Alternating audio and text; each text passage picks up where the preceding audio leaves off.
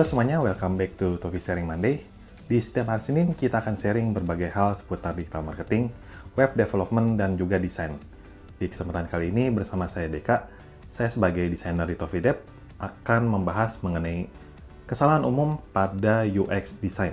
Yang pertama yaitu terlalu banyak memberikan pilihan kepada user. Hanya karena pengguna memiliki lebih banyak pilihan, ini nggak berarti mereka akan lebih puas dan merasa senang. Banyak pilihan membuat user harus berpikir lebih lama untuk menentukan pilihan. Apalagi banyak pilihan yang nggak relevan, dan ini berhubungan dengan Hicks Law. Hicks Law adalah teori yang memprediksi bahwa waktu dan upaya yang diperlukan untuk membuat keputusan meningkat seiring dengan jumlah pilihan.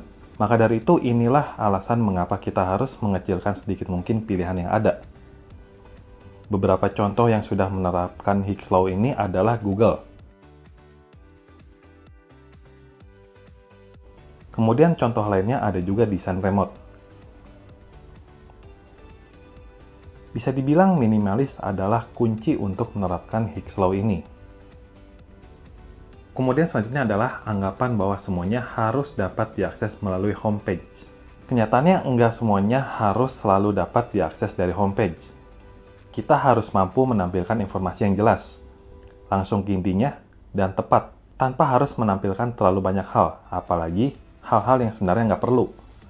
Dan ini berhubungan dengan poin pertama tadi. Terlalu banyak menampilkan informasi juga akan membuat user kesulitan untuk memahami apa yang sebenarnya kita tawarkan. Dan tidak menutup kemungkinan bagi user akan langsung meninggalkan website kita. Selanjutnya adalah penggunaan infinite scroll. Sebenarnya ini nggak sepenuhnya salah ya, karena tergantung kondisi. Namun biasanya penggunaan infinite scroll ini cukup membuat kontra dalam UX dan pengalaman user. Infinite scroll memungkinkan user untuk men-scroll konten halaman tanpa henti. Dan dari sisi user, ini akan menyebabkan experience yang membosankan dan pada akhirnya, user tidak dapat menemukan informasi yang dia cari. Masalah lainnya adalah area footer yang akan sulit untuk terlihat, karena konten yang terus dimuat otomatis akan membuat footer semakin terdorong ke bawah. Footer ada karena suatu alasan, yaitu mengandung konten yang terkadang dibutuhkan user. Terkadang kita menginginkan beberapa informasi tambahan, seperti alamat, kontak, dan informasi lainnya yang bersifat bantuan, maka kita akan melihat ke area footer. Solusi atau opsi lain yang bisa kita gunakan adalah menggunakan pagination, di mana konten yang banyak akan dibagi menjadi beberapa halaman atau bagian.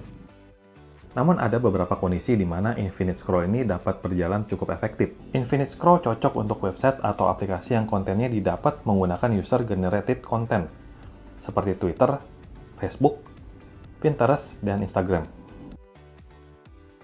Selanjutnya adalah mengesampingkan fungsi untuk mengikuti tren desain. Mengikuti tren desain memang cukup penting, karena setiap tahunnya pasti akan selalu ada tren desain terbaru. Namun yang perlu kita perhatikan adalah kita harus bereksperimen untuk memahami bagaimana user bereaksi terhadap tren desain tersebut. Apakah efektif, semakin mempermudah user, atau malah sebaliknya. Hal ini cukup penting untuk diperhatikan jika kita ingin membuat produk, website, atau apps yang memenuhi fungsi UX yang baik, dibandingkan hanya untuk menghias website dan mengesampingkan fungsi. Karena cantik tidak selalu berarti bermanfaat, dan efisien tidak selalu berarti efektif. Sehingga jika kita simpulkan dari poin ini adalah, jangan terlalu mengikuti tren-tren desain sekarang dan terpengaruh oleh tren-tren tersebut. Tapi pentingkanlah dulu fungsionalitas dan kegunaan. Kemudian yang terakhir yaitu tidak melakukan research.